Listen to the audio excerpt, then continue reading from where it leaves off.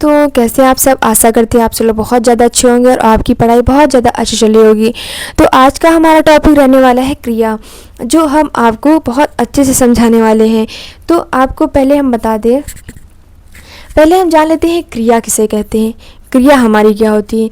जैसे कि क्रिया हम आपको पढ़ाने का काम कर रहे हैं तो ये भी एक क्रिया है, आप पढ़ने का काम कर रहे हो तो वो भी एक क्रिया है, आप हंसने का काम कर रहे हो वो भी क्रिया है। जो हम दिन भर में कोई भी एक्टिविटी करते हैं वो हमारी सारी क्रिया ही होती हैं। ठीक है, परिभाषा हम आपको लिखा देंगे आगे, हम आपको सिर्फ इंट्रो दे रहे हैं। ठीक है, कि इतना क्रिया में आपको पढ़ना है। ओके, उसके बाद है क्रिया के भेद। पहले हम जानते हैं क्रिया रचना और कर्म के आधार पर, रचना और कर्म के आधार पर क्रिया कितने प्रकार की होती हैं, 2 प्रकार की होती हैं। पहली कौन सी होती है हमारी सकर्मक क्रिया और दूसरी कौन हो जाएगी हमारी अकर्मक क्रिया। सकर्मक क्रिया के कितने भेद होते हैं, सकर्मक क्रिया के 2 भेद हम पढ़ेंगे। पहला कौन सा होगा, एक कर्मक क्रिया और दूसरा कौन हो जाएगा द्विकर्मक क्रिया। ठीक है, उसके बाद हमें पढ़ना है प्रयोग के आधार पर क्रिया। क्या पढ़ना है, प्रयोग के आधार पर क्रिया कितने प्रकार की होती है, 5 प्रकार की होती है। पहला कौन सा हमें पढ़ना है संयुक्त क्रिया, और दूसरा कौन सा पढ़ना है पूर्वकालिक क्रिया, तीसरा कौन सा पढ़ना है नामधातु क्रिया, चौथा कौन सा पढ़ना है प्रेरणार्थक क्रिया, पांचवा कौन सा पढ़ना है कृदंत क्रिया। ये आप अपनी कॉपी में ऐसा चार्ट नोट डाउन जरूर कर लें, एक ओवरऑल व्यू आपको मिल जाएगा कि आपको क्रिया पढ़ना क्या क्या है। ठीक है, उसके बाद आता है कि ये प्रयोग एवं संरचना के आधार पर क्रिया कितने प्रकार की होती है। प्रयोग एवं संरचना के आधार पर क्रिया हमारी 8 प्रकार की होती हैं। तो इसमें से जो हमारी 5 प्रकार की क्रिया लिखी हैं 1 2 3 4 5, ये हमारी क्रिया जो भी हैं वो प्रयोग के आधार पर हम पहले ही लिख चुके हैं। ठीक है, आप यहाँ देख सकते हो, ये यहाँ पे ठीक है, ये हम पहले लिख चुके हैं। तो उसमें सिर्फ हमें एक्स्ट्रा में ये जिसमें स्टार मार्क किया हमने, ये सिर्फ एक्स्ट्रा में आपको पढ़ना पड़ेगा। ये तो आप समझिए सहायक क्रिया और सामान्य क्रिया और सजाती क्रिया, सिर्फ ये तीनों एक्स्ट्रा में आपको पढ़नी पड़ेंगी, इसके अलावा नहीं। ठीक है, तो हमारे इतना हमारा आपको इतना क्रिया में आपको पूरा पढ़ना पड़ेगा। अगर आपको कोई पूछ ले कि क्रिया की मूल भेद कौन से होते हैं, क्रिया के मूल भेद कौन से होते हैं, तो आपको क्रिया के सिर्फ मूल भेद 2 ही बताने हैं। कौन कौन से, एक होता है सकर्मक क्रिया, एक होता है अकर्मक क्रिया। ठीक है, अब सब इसके बाद आते हैं क्रिया की परिभाषा में। क्रिया की परिभाषा क्या होती है हमारी, जिस शब्द से किसी कार्य का होना या करना पाया जाता है उसे क्या कहते हैं, हम क्रिया कहते हैं। फिर से पढ़ते हैं, जिस शब्द से किसी कार्य का होना या करना पाया जाता है उसे क्या बोलते हैं, हम क्रिया बोलते हैं। और क्रिया हमारा क्या है, विकारी शब्द होता है। जो विकारी शब्द कौन कौन से होते हैं, संज्ञा, सर्वनाम, क्रिया, क्रिया विशेषण, ये चारों हमारे क्या होते हैं, हमारे विकारी शब्द होते हैं। ठीक है, उसके बाद आते हैं क्रिया। अब आप पहचानो एक क्रिया कैसे, तो क्रिया जैसे लिखना, पढ़ना, हंसना, चलना, जिसमें लास्ट में ना वर्ड जुड़ता है तो आप समझ जाइएगा एक क्रिया है। ठीक है, क्रिया हमेशा मूल धातु से मिलकर बनी होती है, मूल धातु से क्रिया मिलकर बनी होती है। वह मूल शब्द या शब्दांश जिसमें ना जोड़ने पर क्रिया का निर्माण होता है। हमने क्या बोला था, मूल धातु और प्लस ना जोड़ के क्रिया शब्द का निर्माण होता है। ठीक है, उसके बाद आते हैं, जैसे आपका लिखना है, आपको जैसे लिखना है, यहाँ पे क्रिया थी हमारी, जैसे यहाँ पे हंस हमारा क्या हो जाएगा, मूल धातु हो जाएगी। और ये ना क्या हो जाएगा हमारा, ये ना क्या हो जाएगा हमारा शब्दांश हो जाएगा। ठीक है, और उसके आगे ये क्या हो जाएगा हमारा हंसना, मिलके क्या बन जाएगी हमारी क्रिया शब्द बन जाएगा। ठीक है, और उसके बाद है इसे पढ़ हमारी क्या हो जाएगी मूल धातु, मूल धातु में हम ये ना वर्ड जोड़ देंगे तो हमारी क्रिया क्या बन जाएगी, पढ़ना। ओके, जैसे मरना में मूल धातु क्रिया कौन सी हो जाएगी हमारी, मर, उसमें क्या हम ना जोड़ देंगे तो हमारी क्या हो जाएगी क्रिया, क्या हो जाएगी मरना। उसके बाद हम मुकरना में हमारी मूल धातु क्रिया कौन सी हो जाएगी, मुकर। ठीक है, उसको मिला के क्या बन जाएगा हमारे मुकरना। तोड़ना में मूल धातु क्रिया कौन सी हो जाएगी हमारी, तोड़। ठीक है, उसके बाद आता है रोकना में हमारी मूल धातु क्रिया कौन सी आएगी, रोक प्लस ना। पीना में हमारी मूल धातु क्रिया कौन सी हो जाएगी, पी प्लस ना। ठीक है, इसमें मूल, ये जो हमारी पहली क्रिया लिखी, ये जो हमारे पहले वर्ड लिखे हैं ये हमारे क्या हो जाएंगे, धातु या मूल धातु वर्ड इनको बोलेंगे। ठीक है, समझते हैं क्रिया के भेद। क्रिया के भेद पहले समझते हैं हम, कर्म के आधार पर क्रिया कितने प्रकार की होती हैं। तो कर्म के आधार पर क्रिया दो प्रकार की होती हैं। पहला कौन सा हो जाएगा हमारा, सकर्मक क्रिया, और दूसरा हो जाएगा अकर्मक क्रिया। पहले हम क्या लिखेंगे यहाँ पे, चलो पहले लिख दिया हमने अकर्मक क्रिया, और दूसरा क्या हो जाएगा हमारा सकर्मक क्रिया। अगर एग्जाम में पूछा जाए क्रिया के मुख्य भेद कौन से होते हैं, तो आप यही बताइए। क्रिया के मुख्य भेद दो होते हैं, पहला होता है सकर्मक क्रिया, दूसरा होता है अकर्मक क्रिया। ये हमने शॉर्टकट लिख दिया है जो आपके समझने में बहुत ज़्यादा आसानी पड़ेगी। अकर्मक क्रिया मतलब होता है आ प्लस कर्म, मतलब आ का मतलब होता है इसमें ना, कर्म नहीं होता है। अकर्मक क्रिया में बिना कर्म होता ही नहीं, ठीक है। उसके बाद सकर्मक क्रिया, सा मतलब होता है साथ, कर्म के साथ इसमें कर्म होता है, ठीक है। उसके बाद देखो यहाँ पे अकर्मक क्रिया कर्म के बिना, और ये होता है सकर्मक क्रिया होती है कर्म के साथ, ठीक है।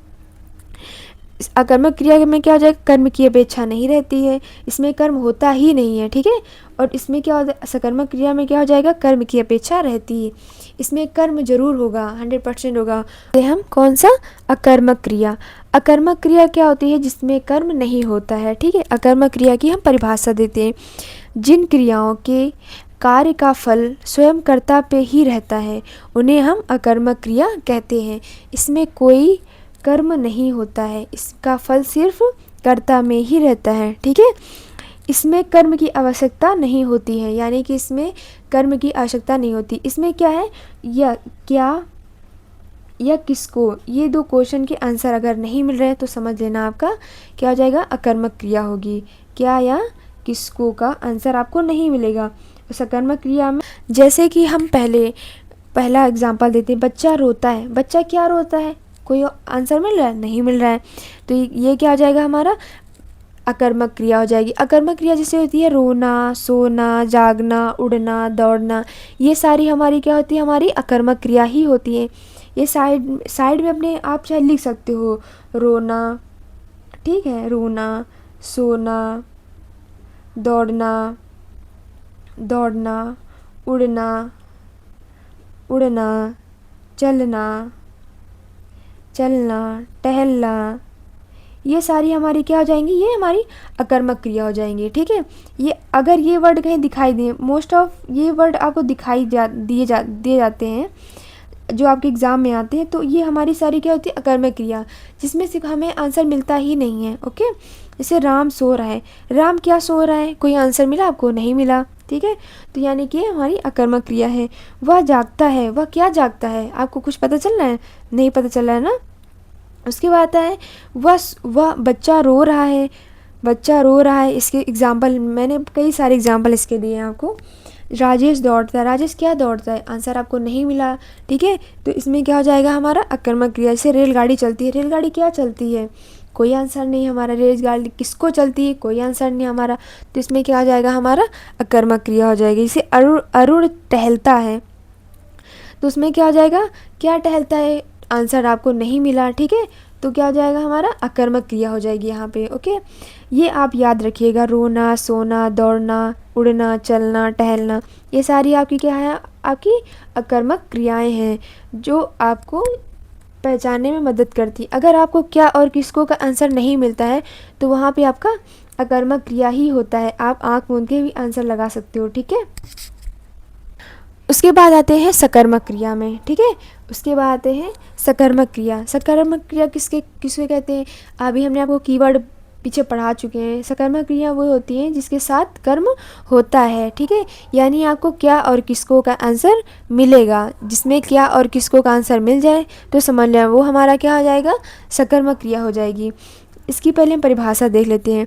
जिस क्रिया का प्रभाव कर्ता को छोड़कर कर्म पर पड़ता हो, ठीक है, उसे क्या कहते हैं, हम सकर्मक क्रिया कहते हैं।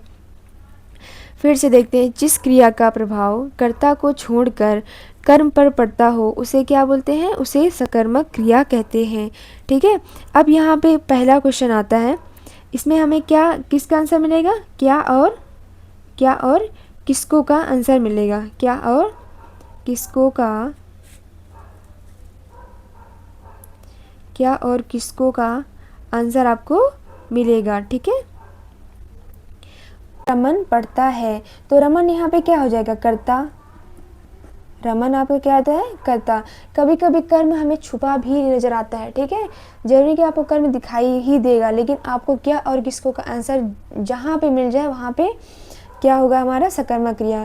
जैसे ये कर्ता हो गया, ये पढ़ना हमारा क्या है, हमारी क्रिया है, पढ़ना हमारी क्या है, क्रिया है। तो क्या हो जाएगा, राम पढ़ता है, राम क्या पढ़ता है, राम पुस्तक पढ़ता है। कोई आंसर मिल गया आपको, राम क्या पढ़ता है, पुस्तक पढ़ता है। तो ये क्या हो जाएगा, हमारा सकर्मक क्रिया हो जाएगी। राम सेब खाता है, राम क्या हो जाएगा, हमारा कर्ता हो जाएगा, और ये हमारा क्या हो जाएगा, कर्म हो जाएगा। सेब हमारा क्या है, कर्म हो जाएगा। खाना हमारा क्या हो जाएगा, क्रिया हो जाएगी। खाना हमारा क्या हो जाएगा, क्रिया। राम सेब खाता है, तो राम सेब खाता है, हमें आंसर आपको मिला, राम क्या खाता है, राम सेब खाता है, ठीक है। सीता पुस्तक पढ़ती है, सीता क्या पढ़ती है, सीता हमारी क्या हो जाएगी, कर्ता। पुस्तक हमारा क्या हो जाएगा, कर्म हो जाएगा। पढ़ना हमारी क्या हो जाएगी, क्रिया हो जाएगी। तो सीता पुस्तक पढ़ती है, सीता क्या पढ़ती है, पुस्तक पढ़ती है। हमें आंसर मिल गया इसका, सीता क्या पढ़ती है, पुस्तक पढ़ती है। ओके, अगला उदाहरण देख लेते हैं। वह गाड़ी चला रहा है, अब इसमें क्या का आंसर आपको मिल रहा है, वह क्या चला रहा है, वह गाड़ी चला रहा है। तो आपको इसमें भी आंसर मिल गया, ठीक है। उसके बाद है अध्यापक ने छात्रों को पढ़ाया, अध्यापक ने छात्रों को पढ़ाया। अगर आपको क्या का आंसर नहीं मिल रहा है तो लेकिन किसको का आंसर और किसको दोनों का आंसर न मिले, वहाँ भी अकर्मक क्रिया होती है। अगर आपको इन दोनों में से किसी का भी आंसर आपको मिल रहा है क्वेश्चन करने पर, तो आपका वहाँ पे सकर्मक क्रिया होगी, ठीक है। जैसे आपको लिखा गया है, अध्यापक ने छात्र को पढ़ाया, ठीक है। अध्यापक ने किसको पढ़ाया, अध्यापक ने छात्रों को पढ़ाया, ठीक है। तो यहाँ पे क्या हो जाएगी, हमारी सकर्मक क्रिया हो जाएगी। इसके बाद आते हैं, जैसे होता है, अगला एग्जाम्पल देते हैं, नीता खाना खा रही है। तो नीता क्या खा रही है, आपको आंसर मिल गया, नीता हम खाना खा रही है। नीता क्या खा रही है, नीता खाना खा रही है, ओके। उसके बाद आता है, तुम एक किताब पढ़ते हो, तुम एक किताब पढ़ते हो। तुम क्या पढ़ते हो, तुम एक किताब पढ़ते हो, क्या पढ़ते हो, तुम एक किताब पढ़ते हो। तो इसका आंसर हमें मिल गया, तो क्या हो जाएगा, ये हमारा सकर्मक क्रिया हो जाएगी। उसके बाद आता है क्या है, गीता फूल तोड़ती है। गीता क्या तोड़ती है, गीता फूल तोड़ती है। तो तोड़ना हमारा क्या हो जाएगा, सकर्मक क्रिया हो जाएगी। इसमें यह तोड़ना हमारा क्या हो जाएगा, हमारा सकर्मक क्रिया हो जाएगी। तो आपको समझ में आया, जहाँ पे क्या और किसको का आंसर आपको मिल जाएगा वहाँ आपका सकर्मक क्रिया हो जाएगा। जहाँ पे आपको क्या और किसको का आंसर आपको नहीं मिलेगा वहाँ पे आपकी अकर्मक क्रिया हो जाएगी। अकर्मक क्रिया की कुछ एग्जाम्पल आपको आने चाहिए, रोना, सोना, दौड़ना, उड़ना, चलना, टहलना, ये हमारी सारी क्या हो जाएंगी, हमारी अकर्मक क्रिया हो जाएंगी, ओके। अब एक बार रिवीजन टाइप देख लो, क्रिया के मुख्य भेद कौन से होते हैं। क्रिया के मुख्य सिर्फ दो भेद होते हैं। कौन कौन से दो भेद होते हैं, एक होता है सकर्मक क्रिया, एक होता है अकर्मक क्रिया, ओके। बाद आते हैं सकर्मक क्रिया। सकर्मक क्रिया के कितने, दो भेद होते हैं। सकर्मक क्रिया कितने भेद होते हैं, सिर्फ दो भेद होते हैं। एक होता है एक कर्मक, एक होता है द्विकर्मक। एक होता है एक कर्मक और एक होता है द्विकर्मक। जहाँ पे सिर्फ एक कर्म होता है वहाँ एक कर्मक होता है, जहाँ पे दो कर्म होते हैं वहाँ उसको क्या बोलेंगे हम, द्विकर्मक क्रिया बोलेंगे। उसको क्या बोलेंगे हम, द्विकर्मक क्रिया बोलेंगे। तो आगे इसकी डेफिनेशन हम आपको लिखा देते हैं, ठीक है। आगे आता है एक कर्मक क्रिया। आगे क्या आता है हमारा, एक कर्मक क्रिया। तो आगे हम पढ़ते, एक कर्मक क्रिया किसे कहते हैं, जहाँ पे एक कर्म होता है उसे क्या बोलेंगे हम, एक कर्मक क्रिया, ठीक है। जिसे इसकी परिभाषा देख लेते हैं, जिन सकर्मक क्रियाओं में केवल एक कर्म का बोध होता है उसे क्या बोलेंगे हम, एक कर्मक क्रिया बोलेंगे। उसे हम क्या बोलेंगे, हम सिर्फ एक कर्मक क्रिया बोलेंगे। जैसे रामू गेहूँ पीसता है, रामू यहाँ पे हमारा क्या हो जाएगा, रामू हमारा कर्ता हो जाएगा, क्या हो जाएगा, कर्ता। गेहूँ क्या हो जाएगा, हमारा कर्म हो जाएगा। गेहूँ हमारा क्या हो जाएगा, कर्म हो जाएगा। क्रिया वो पीसना, पीसना क्या हो जाएगा, हमारी एक क्रिया हो जाएगी। पीसना हमारी क्या हो जाएगी, क्रिया। तो रामू गेहूँ पीसता है, तो इसमें सिर्फ एक कर्म आ रहा है, तो यह हमारा क्या हो जाएगा, सिर्फ एक कर्म होगा, ठीक है, सिर्फ एक कर्म होगा। इसे लिखा है सोहन झाड़ू लगाता है, तो सोहन क्या हो जाएगा, हमारा कर्ता हो जाएगा। झाड़ू क्या हो जाएगा, हमारी कर्म हो जाएगी। लगाना क्या हो जाएगा, हमारा क्रिया हो जाएगी। तो ये हमारी इसमें से कितने कर्म आ रहे हैं, सिर्फ एक कर्म आ रहा है, तो ये हमारा क्या हो जाएगा, सिर्फ एक कर्म हो जाएगा, ठीक है। उसके बाद आता है अध्यापक ने छात्रों को पढ़ाया। ठीक है, अध्यापक ने छात्रों को पढ़ाया, तो यहाँ पे अध्यापक क्या हो जाएगा कर्ता, छात्र यहाँ क्या हो जाएंगे कर्म हो जाएंगे, और ये पढ़ाना क्या हो जाएगा हमारा क्रिया। एक टाइप और है, यहाँ पे हम क्या और किसको लगा के भी आप हम आंसर कर सकते हो। जैसे कि हमें एक का क्या का सिर्फ आंसर मिल रहा है तो समझ जाओ एक कर्मक है। अगर यहाँ पे हमें इन क्या और किसको दोनों का आंसर मिलता है तो उस पर हमने क्वेश्चन करते हैं। देखो, रामू गेहूँ पीसता है, रामू गेहूँ पीसता है। रामू क्या पीसता है, गेहूँ को पीसता है। रामू क्या पीसता है, गेहूँ को पीसता है। अब यहाँ पे क्वेश्चन करके देखो, रामू किसको पीसता है, सोहन झाड़ू लगाता है। सोहन क्या लगाता है, ठीक है, सोहन झाड़ू लगाता है। तो आपको आंसर मिला नहीं मिल रहा है। ठीक है, अध्यापक ने छात्रों को पढ़ाया। अब अध्यापक ने किसको पढ़ाया, अब यहाँ पे क्वेश्चन करते हैं अध्यापक ने क्या पढ़ाया, क्या पढ़ाने का आंसर कहीं मिल रहा है, नहीं मिल रहा है। तो यहाँ पे क्या हो जाएगा, अध्यापक ने किसको पढ़ाया, तो यहाँ पे किसको का आंसर मिल रहा है, तो अध्यापक ने छात्रों को पढ़ाया। ठीक है, राम अनार खाता है, तो राम क्या खाता है, राम अनार खाता है। ठीक है, तो आपको ऐसे भी इसको पहचान लेना है। ओके, उसके बाद है आप ऐसे भी चेक कर सकते हो, यहाँ पे रामू करता है, ये कर्म हो जाएगा, ये क्रिया हो जाएगी। तो यहाँ पे सिर्फ आपको एक ही कर्म नज़र आ रहा है, यहाँ पे सिर्फ एक कर्म आ रहा है, यहाँ पर भी सिर्फ एक कर्म है, यहाँ पे भी सिर्फ एक कर्म है। तो यहाँ ये हमारा क्या हो जाएगा, सिर्फ एक कर्म क्रिया हो जाएगी। उसके बाद आते हैं द्विकर्मक क्रिया। ठीक है, उसके बाद आते हैं द्विकर्मक क्रिया। द्विकर्मक क्रिया किसे कहते हैं, जहाँ पे दो कर्म हो, जहाँ पे सिर्फ दो कर्म हो। जैसे जिन सकर्मक क्रियाओं में दो कर्म होते हैं उन्हें क्या बोलते हैं, हम द्विकर्मक क्रिया बोलते हैं। यहाँ पे क्या और किसको का आंसर प्रॉपर मिलेगा, यहाँ पे क्या और किसको का दोनों का आंसर मिलेगा। ठीक है, क्या और किसको दोनों का आंसर मिलेगा। जैसे कि रमन ने श्याम को थप्पड़ मारा, तो रमन ने श्याम को थप्पड़ मारा। यहाँ पे रमन क्या हो जाएगा, कर्ता, श्याम पहला कर्म क्या हो जाएगा, ये श्याम। उसके बाद दोबारा दूसरा कर्म क्या हो जाएगा, थप्पड़। उसके बाद मारना क्या हो जाएगा, हमारी क्रिया। राम ने क्या मारा, बताओ, राम ने, पहला क्वेश्चन करते हैं, राम ने क्या मारा, राम ने थप्पड़ मारा। राम ने किसको थप्पड़ मारा, राम ने श्याम को थप्पड़ मारा। तो दोनों आंसर आपके मिल गए, राम ने किसको थप्पड़ मारा और राम ने क्या मारा, दोनों का आंसर मिल गए। जहाँ पे इन दोनों का आंसर आपको मिल जाए तो समझ जाना ये हमारा दो कर्मक क्रिया है। जहाँ पे सिर्फ एक का आंसर मिले वहाँ पे समझ जाना एक कर्मक क्रिया है। ठीक है, जैसे दूसरा उदाहरण देखते हैं, मोहन ने श्याम को हिंदी पढ़ाई। मोहन ने क्या पढ़ाया, पहला क्वेश्चन करते हैं, रोहन ने क्या पढ़ाया, तो रोहन ने हिंदी पढ़ाई। किसको पढ़ाई, श्याम को हिंदी पढ़ाई। ठीक है, तो दोनों क्वेश्चन का आंसर आपको मिल गया। ठीक है, उसके बाद है राजा ने ब्राह्मणों को दान दिया। तो राजा ने किसको दान दिया, ब्राह्मणों को दान दिया। क्या दान दिया, राजा ने ब्राह्मणों को क्या दिया, राजा ने ब्राह्मणों को दान दिया। ठीक है, ऐसा दो क्वेश्चनों के आंसर मिल गए। तो पहला कर्म ये हो जाएगा और दूसरा कर्म ये हो जाएगा। तो द्विकर्मक वर्ग नहीं हुआ, ये पहला कर्म हो जाएगा और ये दूसरा ये कर्म हो जाएगा। उसके बाद है नौकर कुत्ते को दूध पिलाता है। तो नौकर किसको दूध पिलाता है, कुत्ते को। और नौकर क्या पिलाता है, दूध पिलाता है। ठीक है, ये दोनों कर्म आपको मिल गए। तो यहाँ पे सब में क्या है, दो कर्म है कि नहीं, तो यहाँ पे दोनों में क्या हो जाएगा, द्विकर्मक क्रिया हो जाएगी। ठीक है, उसके बाद आता है आपका प्रयोग के आधार पर क्रिया। प्रयोग के आधार पर क्रिया कितनी होती है हमारी, 5 प्रकार की होती है। उनके भाग हम समझते हैं। ठीक है, पहला हमारा क्या हो जाएगा, संयुक्त क्रिया। संयुक्त का मतलब होता ही है दो, डबल, यानी कि जहाँ पे लगातार दो क्रिया एक साथ आएंगी वो हमारा क्या हो जाएगा, संयुक्त क्रिया हो जाएंगी।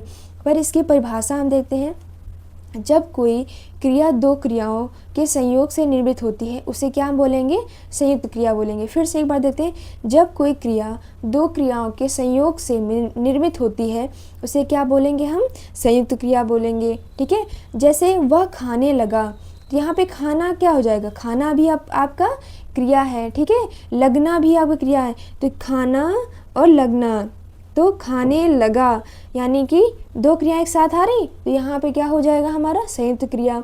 वह पेड़ से कूद पड़ा, कूदना हमारा क्या है, क्रिया है हमारी। पढ़ना क्या हो जाएगी, हमारी क्रिया हो जाएगी। तो कूद पड़ा। उसके बाद है घंटी बज गई, बजना हमारा क्या हो जाएगा, क्रिया हो जाएगी। उसके बाद माँ ने प्रसाद बांट दिया। बांटना क्या हो जाएगी, क्रिया हो जाएगी। दिया मतलब क्रिया, दोनों हमारी क्या हो जाएंगी, क्रिया हो जाएंगी। ओके। वह हिंदी बोल सकती है, बोलना हमारा क्रिया हो जाएगी। सकना, ये दोनों हमारी क्या हो जाएंगी, क्रिया। तो ये जो हमारे लास्ट में दो संयुक्त आ रही ना, दो डबल एक साथ ही क्रिया आ रही, इनको क्या बोलेंगे हम, संयुक्त क्रिया बोलेंगे। ओके। उसके बाद आते हैं पूर्वकालिक क्रिया में। पूर्वकालिक क्रिया किसे कहते हैं, जब वाक्य में कर्ता एक क्रिया को पूरी तरह समाप्त करके तुरंत दूसरी क्रिया करना प्रारंभ करता है तो वह पहली क्रिया को पूर्वकालिक क्रिया कहते हैं। इसका मतलब ये है कि जब, फिर से एक बार हम परिभाषा रिवाइज करवाते हैं, जब वाक्य में कर्ता एक क्रिया को पूरी तरह समाप्त कर लेता है, यानी कि आप कोई काम कर रहे हो, यानी आपने अगर मैथ पढ़ना स्टार्ट किया है तो आप मैथ जितना आपको पढ़ना था आपने पढ़ लिया एक दिन के लिए, ठीक है। उसके बाद आपने तुरंत ही आपने इंग्लिश या हिंदी का पाठ पढ़ना चालू कर दिया, तो आपकी वो क्या हो जाएगी, दूसरी क्रिया हो जाएगी। जो आपने मैथ पढ़ के आपने रख दिया, वो आपकी क्या हो जाएगी, पूर्वकालिक क्रिया हो जाएगी। समझ में आ गया। ये इसमें लिखा है, जब वाक्य में कर्ता एक क्रिया को पूरी तरह समाप्त करके तुरंत दूसरी क्रिया प्रारंभ करता है तो पहली क्रिया को पूर्वकालिक क्रिया कहते हैं, ठीक है। जैसे राम पढ़कर सो गया, तो राम ने पहले क्या की, पढ़ाई की थी। राम ने पहले खूब अच्छे से पढ़ाई की, उसके बाद सोया है, तो राम ये पढ़ना क्या हो जाएगी, हमारी पूर्वकालिक क्रिया हो जाएगी। जो काम पहले हो, पूरा हो चुका हो, उसको ही हम क्या बोलेंगे, पूर्वकालिक क्रिया बोलेंगे, ठीक है। ठीक है। एग्जाम्पल पूर्वकालिक क्रिया के उदाहरण देखते हैं। पुजारी जी ने नहाकर पूजा की, तो पुजारी जी ने पहले क्या नहाया, उसके बाद पूजा की, तो नहाना हमारा क्या हो जाएगा, पूर्वकालिक क्रिया हो जाएगी, ठीक है। उसके बाद है बच्चा दूध पीकर सो गया। बच्चे ने पहले क्या किया, बच्चे ने पहले दूध पिया, उसके बाद सोया, तो दूध पीकर, ये पीना हमारा क्या हो जाएगा, दूध पीना हमारा क्या हो जाएगी, पूर्वकालिक क्रिया हो जाएगी। इसके बाद है सीमा खेलकर थक गई। पहले सीमा ने खेला, उसके बाद तो थकी होगी ना, तो खेलना हमारा क्या हो जाएगा, पूर्वकालिक क्रिया हो जाएगी। खेला हमारी क्या हो जाएगी, पूर्वकालिक क्रिया हो जाएगी। उसके बाद है मोहन खाना खाकर स्कूल गया। मोहन ने पहले खाना खाया, उसके बाद स्कूल गया, तो खाना खाना क्या हो जाएगा, ये हमारा खाना खाकर, ये हमारी क्या हो जाएगी, पूर्वकालिक क्रिया हो जाएगी। ओके। इसके बाद आते हैं हम नाम धातु क्रिया में, ठीक है। नाम धातु क्रिया की पहले हम परिभाषा समझ लेते हैं। इसमें क्या है, वे क्रिया जो संज्ञा सर्वनाम और विशेषण से बनती हैं। वे क्रिया जो संज्ञा सर्वनाम क्रिया विशेषण से बनती है, वे हमारी क्या हो जाती है, नाम धातु क्रिया। आगे देखते हैं संज्ञा से नाम धातु क्रिया कैसे बनती है। जिसे बात आपकी क्या हो जाएगी, संज्ञा। बात से क्या बना हमारा, बतियाना। जैसे हाथ से, हाथ हमारी क्या हो जाएगी, संज्ञा। हाथ से हमारा क्या बन गया, हथियाना। लाठी हमारी संज्ञा, तो लाठी से क्या हो जाएगा हमारा, लठियाना। अब देखते हैं सर्वनाम से हमारी सर्वनाम से नाम धातु क्रिया बनती कैसे। अपना से क्या हो जाएगा, अपनाना हो जाएगा। विशेषण से नाम धातु क्रिया कैसे बनती है, देखते हैं।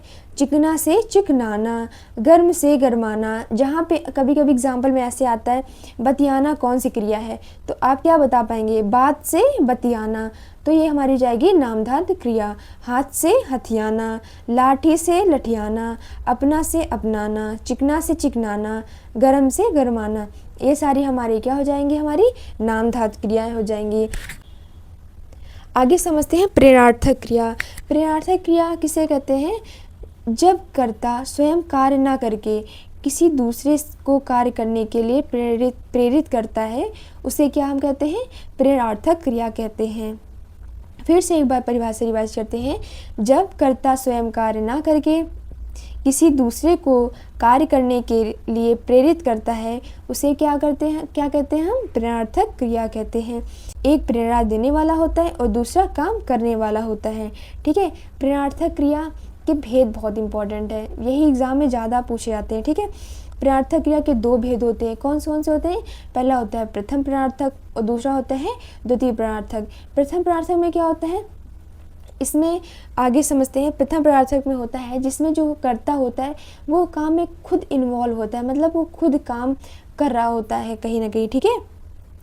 और द्वितीय प्रेरणार्थक क्रिया में क्या होता है, उसमें जो कर्ता होता है वो काम दूसरे से करवाता है, तो वो द्वितीय प्रेरणार्थक क्रिया हो जाती है। इसके आगे हम आपको परिभाषा से आपको समझाते हैं, ठीक है। जैसे प्रथम प्रणार्थक क्रिया की परिभाषा समझते हैं। क्रिया का वह रूप जिसमें कर्ता स्वयं भी कार्य में सम्मिलित होता हुआ कार्य करने की प्रेरणा देता है, उसे हम क्या बोलते हैं? हम प्रथम प्रणार्थक क्रिया बोलते हैं। जैसे एग्जाम्पल देते हैं, माँ बच्चे को अनार खिलाती है। ठीक है, माँ बच्चे को अनार खिलाती है। अनार खिलाने का काम कौन कर रही है? माँ कर रही है। ठीक है। दूसरा एग्जाम्पल, महेश बच्चों को रुलाता है। ये महेश बच्चों को रुलाता है। तुम भाई से पत्र लिखाते हो। ठीक है, यहाँ पे कर्ता भी कार्य की प्रेरणा दे रहा है। ठीक है, यह स्वयं भी इसमें सम्मिलित है। जैसे माँ बच्चे को अनार खिला रही है तो उसमें सम्मिलित है। उसके बाद आते हैं द्वितीय प्रणार्थक क्रिया में। इसके बाद आता है द्वितीय प्रणार्थक क्रिया। द्वितीय प्रणार्थक क्रिया में क्या होता है? इसका हम पहले परिभाषा समझते हैं। जिसमें कर्ता स्वयं कार्य ना करके दूसरों को कार्य करने की प्रेरणा देता है, वहाँ द्वितीय प्रणार्थक क्रिया होती है। जहाँ पे कर्ता स्वयं कार्य नहीं करता है, वो काम दूसरे से करवाता है, वहाँ पे क्या होता है? हमारा द्वितीय प्रणार्थक क्रिया होती है। जहाँ पे कर्ता स्वयं दूसरे से काम करवाता है, ठीक है, वहाँ द्वितीय प्रणार्थक क्रिया होती है। जैसे एग्जाम्पल देते हैं, रवि मोहन से पत्र लिखवाता है। रवि किससे पत्र लिखवा रहा है? मोहन से पत्र लिखवा रहा है। ठीक है। मालकिन नौकरानी से घर साफ करवाती है। मालकिन काम किससे करवा रही? नौकरानी से काम करवा रही, दूसरे से काम करवा नहीं करवा रही है। माँ पुत्री में भोजन बनवाती है। माँ पुत्री से भोजन बनवाती है। ठीक है, तो यहाँ पे क्या कर्ता स्वयं काम नहीं कर रहा है, ये हमारा रवि इसमें क्या हो जाएगा? कर्ता। यहाँ पे मालकिन हमारी कर्ता हो जाएगी, यहाँ माँ कर्ता हो जाएगी। यहाँ पे कर्ता स्वयं काम नहीं कर रहा है, करवा रहा है किसी दूसरे से। ठीक है, उसके मूल धातु से आपको प्रथम प्रणार्थक क्रिया बनानी और द्वितीय प्रणार्थक क्रिया कैसे बनानी है। तो मूल धातु हमारी क्या हो जाएगी? उठ। उठ से उठाना। ठीक है, उठाना। इसमें क्या हो जाए? प्रथम प्रणार्थक क्रिया में आना प्रत्यय लगता है। कौन सा प्रत्यय लगता है? आना प्रत्यय लगता है। और द्वितीय प्रणार्थक क्रिया बनाने में वाना प्रत्यय लगता है। कौन सा? अगर आपको कोई वर्ड आ जाए कि मूल धातु क्रिया से प्रथम प्रणार्थक क्रिया बनाओ, तो वहाँ पे हम आना प्रत्यय लगाएंगे। ठीक है, अगर द्वितीय प्रणार्थक क्रिया बनानी हो तो वहाँ पे क्या प्रत्यय आएगा?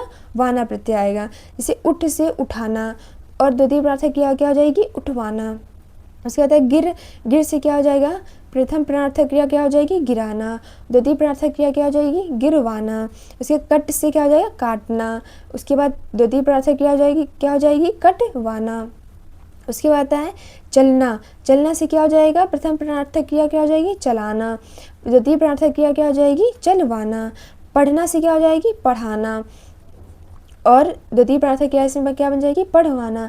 देखो यहाँ पे लास्ट में वाना वाना वाना आ रहा है, नहीं आ रहा है? तो प्रथम प्रणार्थक क्रिया बनाने के लिए हम आना प्रत्यय का यूज करते हैं, और द्वितीय प्रणार्थक क्रिया बनाने के लिए हम वाना प्रत्यय का प्रयोग करते हैं। ठीक है, अगर आपको कोई मूल धातु दी जाए तो उससे आप प्रथम प्रणार्थक क्रिया या द्वितीय प्रणार्थक क्रिया आप आसानी से बना लेंगे।